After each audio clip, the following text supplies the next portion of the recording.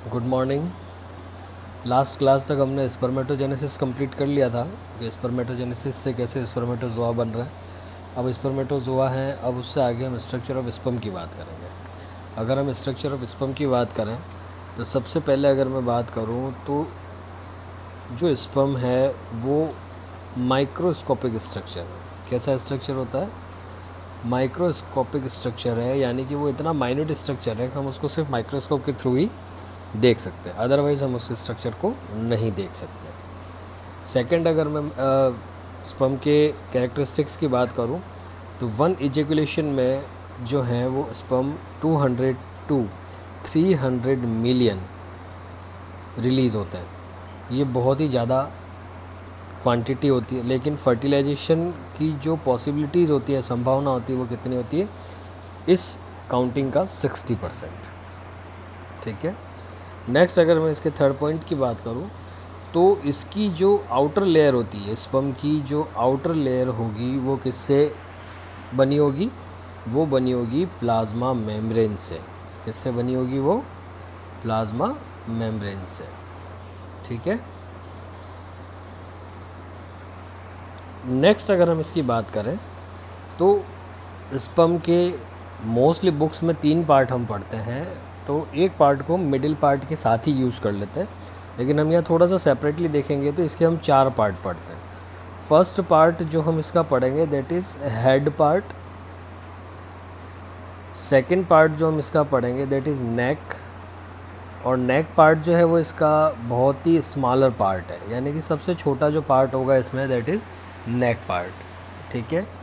Next, third part की बात करें दैट इज़ मिडल पीस,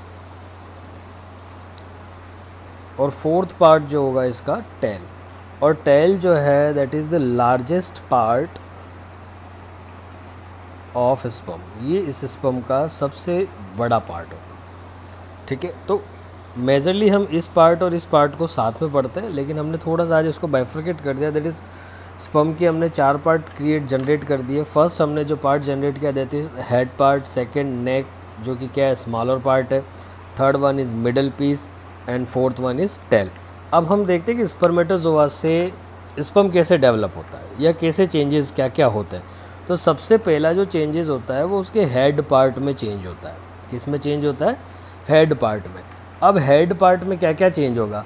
हम अच्छे से जानते हैं कि स्पर्म जो है वो क्या होता है? मोटाइल होता है। क्या होता है? मोटाइल, यानी कि वो क्या होता है? गतिशील होता है। अब उसको मूवमेंट करनी, कोई भी चीज़ अच्छे से मूवमेंट कब कर पाएगी? जब उसका वेट कैसा होगा? लाइट वेट होगा। कैसा वेट होगा? लाइट वेट होगा, यानी कि वो उसके वजन में कैसा होगा? हल्का होगा। कैसा होगा? हल्का। तभी वो अच्छे से मूवमेंट कर पाएगा। और इसलिए जो है वो हेड पार्ट के अंदर कुछ चेंजेस होते हैं। वो चेंजेस क्या होते हैं कि हेड पार्ट में सिर्फ 2 ही चीज़ें जो होती हैं वो रह जाती हैं। फर्स्टली क्रोमोसोम्स, जो कि कैसे होते हैं? हैप्लॉइड, कुछ पार्ट डीएनए का। बाकी इसके अंदर से water, protein, vitamin, RNA and other substances, इन सबको क्या कर दिया जाता है? रिलीज़ कर दिया जाता है। क्या कर दिया जाता है? रिलीज़ कर दिया जाता है, जिससे कि उसका हेड पार्ट क्या हो जाए? लाइट वेटेड हो जाए, और स्पर्म जो है वो अच्छी तरीके से मूवमेंट कर सके। ठीक है। तो इसके फर्स्ट चेंजेस यहाँ पर हुए।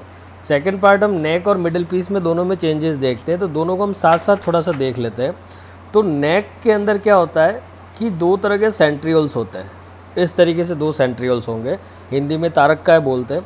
फर्स्ट वाले को हम बोलते हैं प्रॉक्सिमल। किसको क्या बोलते हैं? फर्स्ट वाले को हम प्रॉक्सिमल। सेकंड वाले को हम बोलते हैं डिस्टल। ठीक है। इसी के साथ जुड़ा होता है या अटैच में होता है दैट इज़ मिडल पीस। अब मिडल पीस की अगर हम बात करें तो मिडल पीस कम्प्लीटली जो जनरेट होता है, उसका फॉर्मेशन होता है, वो होता है माइटोकॉन्ड्रिया से। किससे होता है? माइटोकॉन्ड्रिया। माइटोकॉन्ड्रिया को हम अच्छे से कहते हैं कि mitochondria is a powerhouse of our cell. ठीक है। कोशिका का शक्ति ग्रह, the powerhouse of our cell, ये हम कहते हैं माइटोकॉन्ड्रिया को। अब माइटोकॉन्ड्रिया यहाँ पर है, इसलिए यहाँ पर ये इसको क्या देगा? पावर देगा, एनर्जी देगा। अब वो क्या एनर्जी होगी कि उसको वो मोटाइल करा सके, उसको चला सके, वो एनर्जी उसको देगा। लास्ट पार्ट आता है इसका टेल। टेल पार्ट की अगर हम बात करें तो tail part is largest part. हमने पहले ही बताया है कि टेल पार्ट जो है वो क्या है, लार्जेस्ट पार्ट है किसका, स्पर्म का। ठीक है, रफली एक डायग्राम हम यहाँ देख लेते हैं किस तरीके से स्पर्म होता है, इसका स्ट्रक्चर। ये इस तरीके से कुछ इसका स्ट्रक्चर होता है। फेयर स्ट्रक्चर अभी मैं आपको थोड़ी देर में बताऊँगा कैसा है। अभी एक थोड़ा सा रफ स्ट्रक्चर हम यहाँ देख लेते हैं समझने के हिसाब से। ये इस तरीके का जो स्ट्रक्चर है वो स्पर्म का स्ट्रक्चर होता है। ठीक है, तो ये जो अपर पार्ट है, ये जो सबसे आगे वाला जो इसके एंटीरियर पोर्ट पे बना हुआ है, दैट इज़ एक्रोसोम। अब यहाँ पर इस एक्रोसोम का क्या काम है वो भी हम अभी देखेंगे। ये जो पोर्शन है दैट इज़ न्यूक्लियस। ये कौन सा पोर्शन हो गया, न्यूक्लियस। यहाँ से ये वाला जो एक पोर्शन यहाँ से यहाँ तक हम बात करते हैं जिसकी हम इसको कहते हैं हेड पार्ट। यहाँ से ये जो छोटा सा एक पोर्शन बना हुआ है दैट इज़ नेक पार्ट। ये पोर्शन है स्पर्म का मिडल पीस, और ये पूरा जो पोर्शन है दैट इज़ टेल पार्ट। ये कौन सा पार्ट हो गया, टेल पार्ट। अब देखो यहाँ पर जो है दैट इज़ माइटोकॉन्ड्रिया। ठीक है, ये न्यूक्लियस। इसकी जो आउटर शेल होगी वो किससे मिलकर बनी थी, हमने पहले ही बताया था, प्लाज्मा मेम्ब्रेन की। आउटर शेल किसकी हो गई, प्लाज्मा मेम्ब्रेन की हो गई। ठीक है, ये इस तरीके से प्रॉक्सिमल और डिस्टल सेंट्रियोल्स जो होते हैं इसके अंदर सेटल्ड होते हैं। ठीक है, तो एक छोटा सा स्ट्रक्चर है रफली हमने बनाया इसमें स्पर्म का।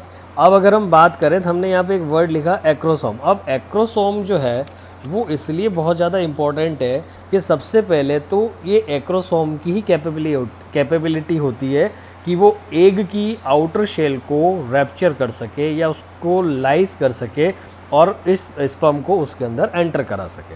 तो ये इसलिए बहुत ज़्यादा इम्पॉर्टेंट है क्योंकि ये कुछ प्रोटीन्स, जैसे हमने पहले भी पढ़ा था कि ये एंटी फर्टिलाइजिन को रिलीज़ करता है। इसके बाद ये स्पर्म लाइसिन एंजाइम को रिलीज़ करता है जो क्या करेगा, जो एग है उसकी आउटर शेल को मेल्ट कर देता है। इस तरीके के कुछ इंपॉर्टेंट रोल ये प्ले करता है, इसलिए एक्रोसोम जो है बहुत ज़्यादा इम्पॉर्टेंट होता है स्पर्म के स्ट्रक्चर में। ठीक है, अब हम यहाँ पर ये न्यूक्लियस है। अब न्यूक्लियस की बात की तो यहाँ पर इस न्यूक्लियस के अंदर जो है वो क्या होंगे, यहाँ पर हैप्लॉइड क्रोमोसोम्स होते हैं। क्या होते हैं यहाँ पर, हैप्लॉइड क्रोमोसोम्स। अभी हैप्लॉइड क्रोमोसोम क्यों होते हैं, क्योंकि ये हेरिडिएटरी को क्या करते हैं, ट्रांसफ़र करते हैं, यानी कि कैरेक्टर्स को एक जनरेशन से दूसरी जनरेशन तक ट्रांसफ़र करने की रिस्पॉन्सिबिलिटी किस पे होती है, क्रोमोसोम्स पर होती है। ठीक है, इसके बाद आउटर स्ट्रक्चर इसका प्लाज्मा मेम्ब्रेन से। अब इसके मिडल पीस की अगर हम बात करें तो मिडल पीस जो है वो किससे मिलकर बना है, माइटोकॉन्ड्रिया से बना हुआ होता है। इसलिए यहाँ से क्या होती है, एनर्जी जनरेट होती है जो इसको मोटाइल रखने में बहुत ही इम्पोर्टेंट रोल प्ले करती है। ठीक है, इसका टेल पार्ट है वो भी क्या करता है, सबसे लंबा पार्ट होता है और इसके मूवमेंट में बहुत ही ज़्यादा रिस्पॉन्सिबल होता है। ठीक है, अब देखिए हम यहाँ पर स्पर्म के स्ट्रक्चर को हम देखते हैं, जो मैंने आपको बताया था एक फेयर स्ट्रक्चर में आपको बताऊंगा। तो देखिए इस स्ट्रक्चर में भी मैंने आपको 4 पार्ट बता रखे हैं। First head part, second neck, third middle part and fourth tail part. यहाँ पर एक्रोसोम जो मैंने आपको बताया, एक्रोसोम का क्या काम है, nucleus that is mitochondria, proximal centriole, और ये पोर्शन है वो टेल पोर्शन। ठीक है, अब थोड़े से हम इसकी लिटरेचर की बात करते हैं। Head part, middle part and then tail part. तो हेड पार्ट में देखो मैंने पहले बता रखा है, इसके अंदर सारी डिटेल इसमें दी है। एक्रोसोम की मैंने बात की थी, तो एक्रोसोम के लिए क्या इंपॉर्टेंस है, तो acrosome is situated on the anterior end of sperm, anti fertilizing protein found on the head of sperm and inside sperm lysin enzyme are found. यानी कि ये सारी की सारी चीज़ें कहाँ होंगी, स्पर्म में होंगी, उसके एक्रोसोम पर होंगी, है ना। तो ये हमारा पूरा स्ट्रक्चर ऑफ स्पर्म यहाँ पर कंप्लीट होता है। Thank you.